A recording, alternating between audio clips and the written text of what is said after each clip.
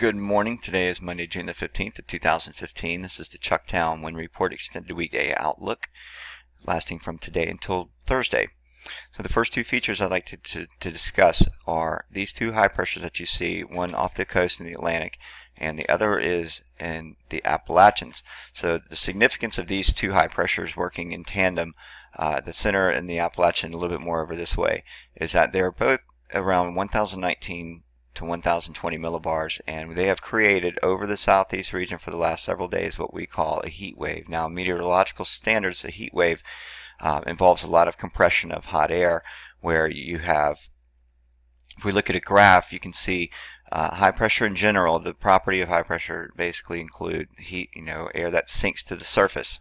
Now, when you have two high pressure domes working in tandem, you're not allowed a lot of lifting. So where you would normally see these inland circulations and thermals creating higher cloud tops, when you have a lot of dry air that is sinking, we just don't see that. We'll see a few clouds somewhere at this level develop, but there's not going to be a lot of convective activity allowed to sort of form off of this hotter, drier air. Now, normally you see with the higher cloud tops, you see a better outflow with westerly flow aloft, and what we have is we just have variable winds. The last two weather balloon readings show not very much movement of air aloft, and so I'm not expecting that. So getting back to our surface map, I think for the week, for at least the first 2 days to start Monday and Tuesday, we're looking at about 11 to 15 knot cap on the sea breezes, just because of the temperature gradient between the cooler waters and the hotter, drier air. I think we'll be able to get that much out of it, but without a lot of lifting mechanisms and thunderstorming inland and some of that mid-state troughing, without those in place, we're not going to be able to see very much more than that. And we could have a couple of extra knots in the coastal breaks, but I think for the most part we're looking at 11 to 15 knots. And you can see on the visible loop the huge pocket of dry air that is in the region, and if we look a little bit closer, you can definitely see we are not even able to see any of the storming over the Gulf Stream normally would. I think we have a little bit of clouding spilling down off the Appalachians from cooler air dammed up overnight, but that'll most likely dry out overnight. Sea surface temperatures from May 25th until today, you can see a distinct difference in the last few days where the Gulf Stream actually builds.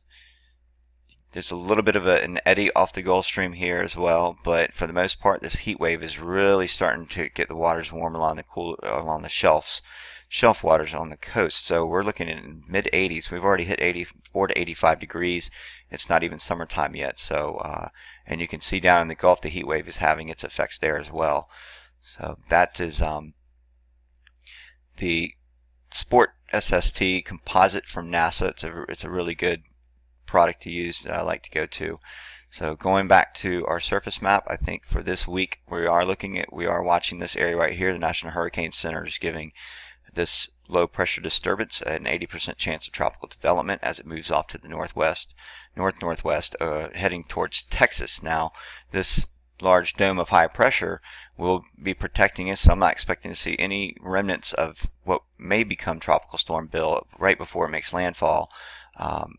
I'm not seeing that we're going to have any effects from it. I think the high pressure is built strong enough to where everything will go around the southeast region. So most of the remnants will travel to the north. But rainmaker, this is more likely to be a rainmaker than anything else. We're expecting 7 to 8 inches from Texas north into Arkansas and up and around. So keep them in your thoughts. They've had plenty of rain this year, and they're looking at 7 to 8 inches more at least.